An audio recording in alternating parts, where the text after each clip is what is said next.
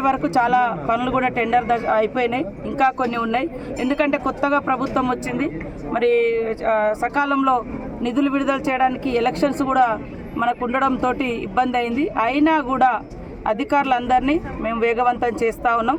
అధికారులందరికీ కూడా నేను ఒకటే సూచిస్తూ ఉన్నాం, మంచిగా పనిచేయండి. ఇది మన వ్యక్తిగతమైన ఇళ్లల్లో పని కాదు, మన లోక కళ్యాణం కోసం, ప్రజలందరి సౌకర్యం కోసం, ప్రజలందరి విశ్వాసాలని భక్తిని కాపాడేటువంటి అతి గొప్ప మహాఘట్టం, మహాజాతర సమ్మక్క సారలమ్మ జాతర.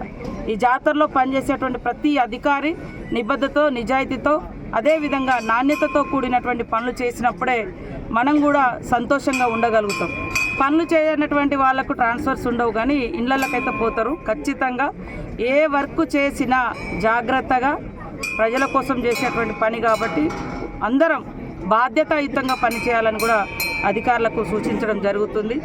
కాబట్టి ఏదైనా లోపాలు జరిగినా కూడా మీడియా సోదరులు కానీ భక్తులు కానీ మాకు సూచించండి, మేము సరి చేసుకుంటాం. అందరం ఒక టీం లాగా అధికారులు, ప్రజాప్రతినిధులు, పూజారులు, అదేవిధంగా స్థానికంగా ఉండేటువంటి ప్రజలు, మీడియా అందరం ఒక కుటుంబంలా పనిచేసి బయట నుంచి వచ్చే కోట్లాది మందికి, మరి ఇతర రాష్ట్రాల నుంచి వచ్చేటువంటి లక్షలాది మందికి మంచి సౌకర్యాన్ని ఇద్దాం, మంచి అంటే దర్శనాన్ని ఇచ్చే విధంగా ఏర్పాట్లను పరిశీలిస్తున్నాం. ఇంకా ఒక 40 days మనకు టైం ఉంది. అయినా కూడా జనవరి ఎండింగ్ లోపు దాదాపుగా అన్ని వర్క్స్ కంప్లీట్ చేసుకొని మరి రాబోయేటువంటి భక్తులకు ఎలాంటి అసౌకర్యాలు లేకుండా చాలా బ్రహ్మాండంగా జరుగుతుంది. కాబట్టి ప్రతి ఒక్కరు కూడా ఇక్కడ అంటే ఖర్చు లేకుండా దైవ దర్శనం అనేది బహుశా ఎక్కడ కూడా ఉండదు. మనలాంటి ప్రాంతాలు, జాతరలు ఇట్లాంటి కాడనే ఉంటుంది.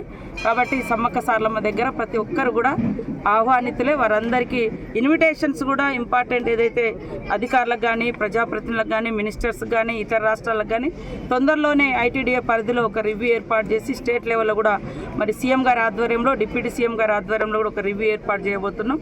అయిన తర్వాత అందరికీ ఇన్విటేషన్స్ కానీ, అదేవిధంగా డేట్స్ కూడా సరిగా తెలియక జాతర ఎప్పుడు అని తెలియక కూడా కన్ఫ్యూజ్ అవుతూ ఉంటారు. ఆ కన్ఫ్యూజన్ లేకుండా కూడా మరి పోస్టర్స్ కూడా రిలీజ్ చేయబోతున్నాం. అదే కాకుండా సెంట్రల్ గవర్నమెంట్ను కూడా మేము గతంలో విజ్ఞప్తి చేసినాం. గతంలో కూడా మరి సెంట్రల్ గవర్నమెంట్ కూడా ఒప్పుకొని ఉన్నది, మేము జాతీయ పండుగ ప్రకటిస్తామని. జాతీయ పండుగ ద్వారా ఏంటంటే ఎక్కువ శాతం ఇన్ఫర్మేషన్ పోతుంది, పలానా డేట్లలో జాతర జరగబోతుంది, అందరూ పాల్గొనండి. తెలియక ముందు వెనుక వచ్చి వాళ్ళు ఎవరమైనా ఏం కోరుకుంటామంటే ఆ 4 రోజుల మహాఘట్టంలో ఉండాలి, ఆ దేవతలు గద్దెల మీద ఉన్నప్పుడు అందరం దర్శనం చేసుకోవాలన్నటువంటి ఆ భావన ఉంటుంది. అది కొంచెం సమాచారం తెలియక కూడా ఇబ్బంది అవుతుంటుంది. అదేవిధంగా ఇంకా కొంత డెవలప్మెంట్ కూడా జరగడానికి ఎక్కడ కూడా ఇక్కడ భక్తుల యొక్క విశ్వాసాలను విఘాతం కలిగించాం.